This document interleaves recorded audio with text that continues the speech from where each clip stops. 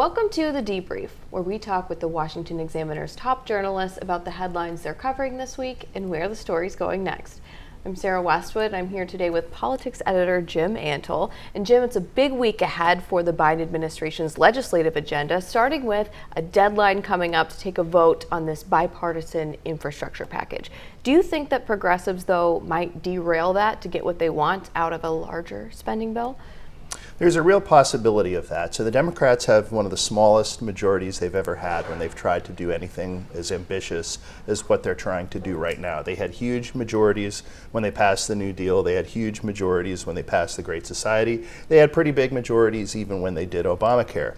Now they have really narrow majorities, but they're a little more ideologically homogenous. So progressives are a bigger part of the party than they've ever been before, and they want their priorities prioritized.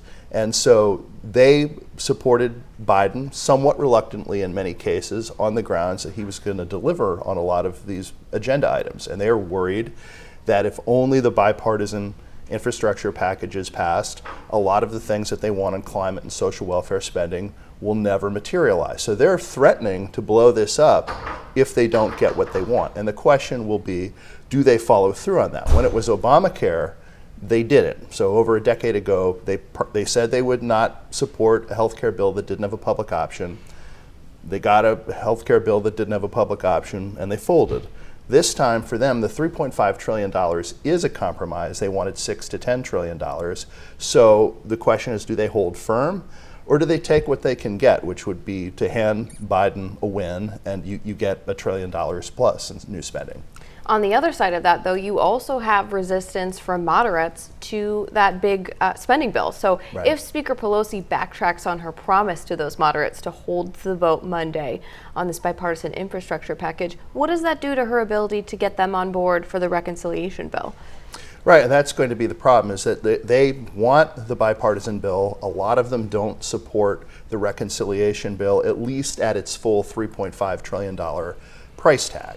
Some of them, they might be gettable at a lower price tag. So she's going to have to negotiate all of this, and she doesn't have very many votes to spare. So she has to find a way to keep the centrists on board and the leftists on board at the same time. And that's going to be very difficult to do. A lot of the centrists don't have much political incentive to capitulate at this time because a lot of them live in competitive districts. In the House, they're mostly swing districts. In the Senate, we're talking about people like Joe Manchin, who represents a state that went for Trump by 40 points twice. So many of these people in the House, they're all going to be up for re-election next year. They're probably worried about it being a bad midterm for Democrats. They're going to want to have shown some independence from Nancy Pelosi, who's going to appear in all of the ads Republicans run against them. So it's going to be really tough for her to do.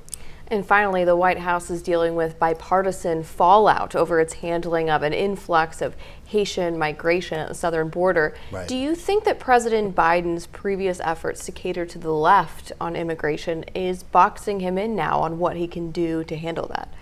Yes, because there's very little that they can do in terms of enforcement that is going to look good to Biden's base. So they can't let all of these towns and cities get overrun, so they have to do something. So some people do have to be removed, and they are still keeping in place Title 42. So there are things that they have to do, but none of those things are really palatable to the Democratic base. So you have progressives who don't want to see any real immigration enforcement. You have immigrant groups and civil rights groups that feel that this looks racially discriminatory, particularly the treatment of Haitians compared to South and Central Americans. So all of that really puts Biden in a bind, and Biden is trying not to be seen as replicating some of the mistakes his former boss Barack Obama made, where Obama wanted to establish credibility on enforcement first and then get an immigration deal passed through Congress.